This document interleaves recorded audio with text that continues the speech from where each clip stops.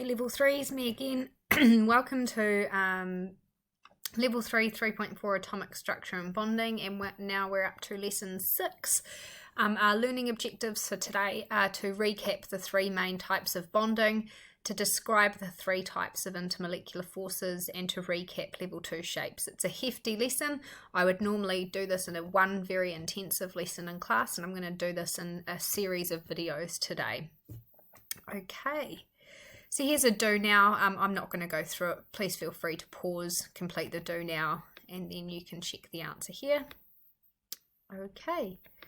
So recapping the three main types of bonding in chemistry isn't going to take long. It's this one slide. So you probably all know this, or you should know this by now. So ionic between a metal and a non-metal is caused by the transfer of electrons. So the ionic bond is the electrostatic attraction between the positive ion and the negative ion. Second is covalent bonding. That's between a non-metal and a non-metal, and that's the sharing of electrons between the atoms. You can see that here. And so the covalent bond is formed by the electrostatic attraction between the positive nuclei and these shared electrons. Okay, the third type of bonding is metallic bonding, and metallic bonding is the electrostatic attraction between the positive cations and the delocalized negative electrons, and those metallic bonds are non-directional, and that simply means that it's not one electron for one cation. They're constantly moving, and the metallic bonds are not in a fixed position there, and that leads to all the properties of metals. Now, we don't really go back through all this stuff again because that's kind of level 2, but you should actually know it all. It's just a reminder that chemical bonds is an electrostatic attraction, so I've just explained them all on the slide previously. It's always the case in chemistry, so all types of bonding are electrostatic, and that simply means an attraction between a positive and negative of some description. Okay, and bonding is always valence electrons. So here's a wee recap of metallic bonding. We really don't cover anything on metallic bonding this year. We kind of have done and dusted that at level 2. But just to make sure that you don't forget, I've just said before, they're non-directional bonds, the metallic bonds between the positive cations and delocalized electrons. The more valence electrons a metal has, then the stronger the attraction, and so that means that metals tend to be stronger and harder with higher melting and boiling points. And remembering, because the bonds are non-directional, this means if we smash a metal with a hammer, the cations can slide past one another and the metallic bonds don't break, and therefore they are malleable and ductile, which means they can be drawn into a wire. The final thing is that because these delocalized electrons are moving through the structure, they are classed as free moving charged particles, and therefore metals can conduct. Remember, in chemistry, if you're ever talking about conductivity, we're talking about free moving charged particles, and in chemistry those charged particles are either electrons or ions. Kids often get confused because physics it's always electrons, and they always say electrons when most of the time it's actually ions. The times that we talk about delocalized electrons at level 3 is for a metallic structure, as we've been talking about, or for something like graphite, which is a covalent network. Otherwise, most of the time it's actually the ions that are moving.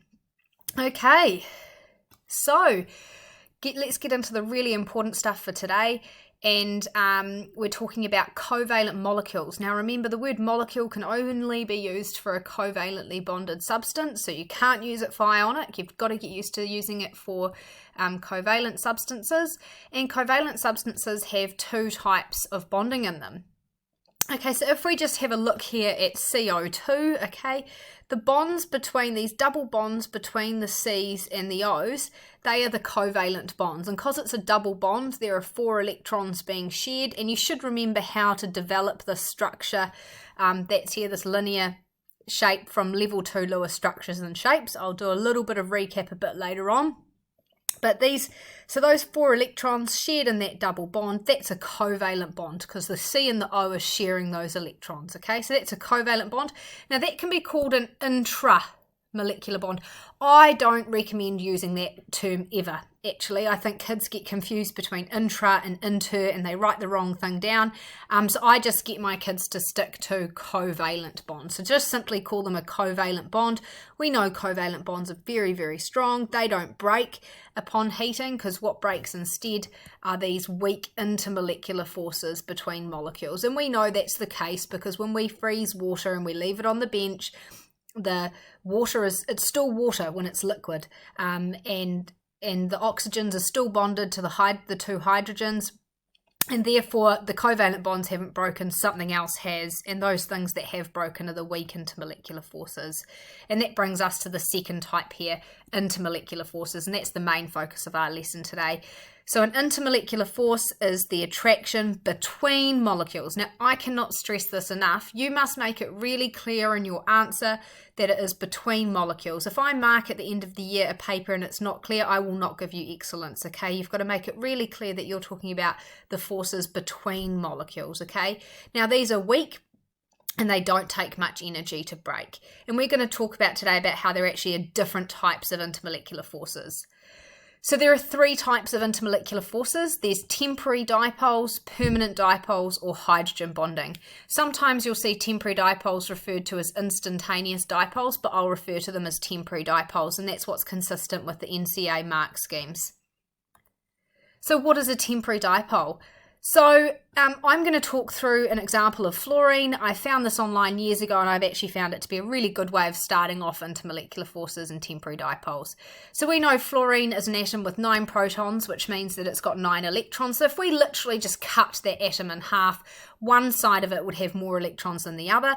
We know electrons have a negative charge, so the side with more electrons would be slightly negative and the side with less electrons would be slightly positive. I think most of us can get that.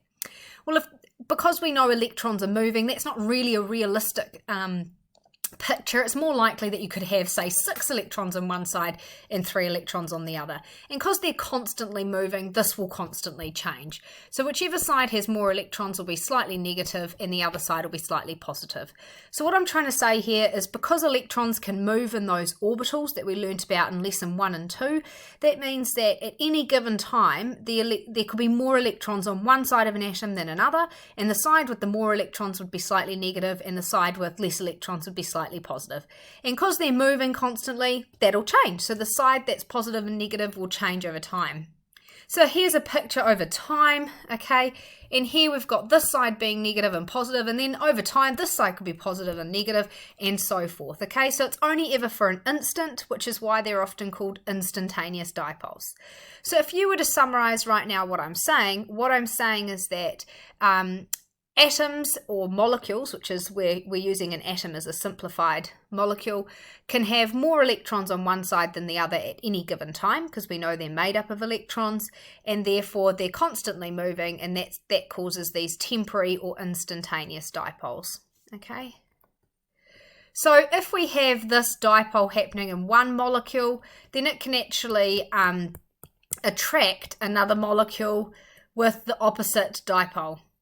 Okay, and this is a weak intermolecular attraction, okay, and it's a temporary dipole. Only lasts for a second or instantaneously before another one's formed.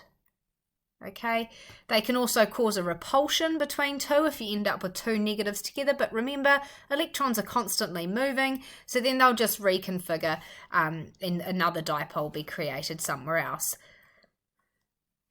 And this is exactly what we were saying. And the next thing is that you can actually induce a dipole. So if you have a negative side here and it's coming towards a neutral molecule, it can push electrons to the other side, and that means that you'll end up with a positive being close to a negative, and therefore they'll attract. Okay, so this is happening all the time because the electrons are constantly moving. So a summary so far of what I've been saying. Every single compound and molecule have electrons, and therefore all of our molecules will have temporary or instantaneous dipoles because they've all got electrons. So in this topic, when we're looking at a covalent molecule, they will all have temporary dipoles because they all have electrons, and the electrons can always move, and therefore at any given time there's going to be more electrons on one side of the molecule than the other, causing a charge separation, which we call a dipole. Okay, so every molecule in chemistry will have a temporary dipole, but the one thing here which is going to be more significant shortly is the fact that if you have a non-polar molecule, and you'll remember the term non-polar molecule from last year, then the only type of intermolecular force are these temporary or instantaneous dipoles. Okay, so if you have a non-polar molecule, they will only have temporary dipoles. Now, the next point to consider, team, as we go forth is the fact that as the molar mass of the molecule increases, okay, that means there's actually more electrons and protons inside those molecules, and that means that the effects of these temporary dipoles become stronger. So if we're comparing, a really simple example is comparing CH4, which is quite a small molecule, and then we compare that to propane, CH3, CH2, CH3, you're probably thinking, oh my god, organic, it's been ages. This has got a much bigger molar mass because you've got more atoms in here than this. Because there are more electrons, okay, those temporary dipoles are going to be able to be stronger, okay, because there are more charges that can move around. So therefore, the phrase that you're going to parrot for NCEA, you know how they love you to say certain phrases, is this one here. As the molar mass increases, so does the size of the electron cloud, and hence the strength of the temporary dipole and the greater attraction between molecules. So the key thing is molar mass increases, okay, the size of the electron cloud increases. So we use just electron cloud as like a kind of group phrase to say that there are more electrons in that molecule and therefore it's able to polarize a lot better.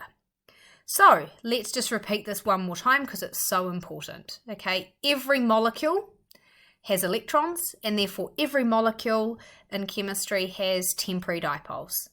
If you have a non-polar molecule, that is all they'll have.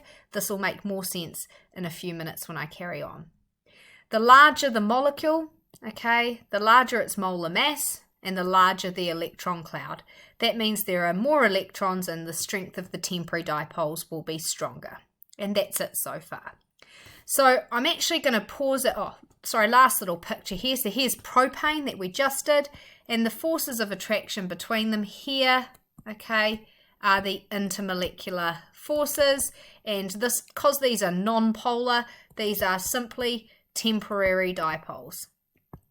Okay, now you're probably wondering, or you might have some point in your life ever wondered how come we can have liquid propane, would have to have a cold temperature, but bear that in mind because room temperature propane would be a gas, but how could it ever exist that there would be liquid? Because why would this non-polar molecule ever be attracted to this non-polar molecule? It wouldn't make any sense. What would the attraction be? Where would the electrostatic attraction be?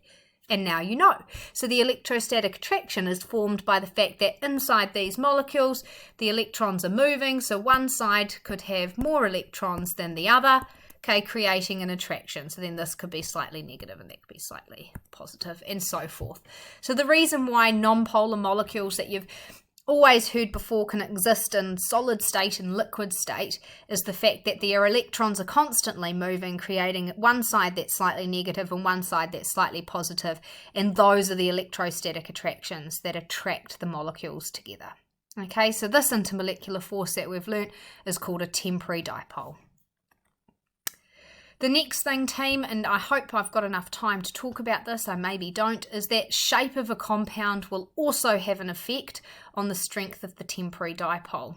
Okay, so here we've got butane, okay, and here we've got 2-methylpropane. If you can't remember organic, you're going to have to just cope with the fact that I'll be talking about them a lot. This is classed as a branched chain molecule, and this is a straight chain molecule.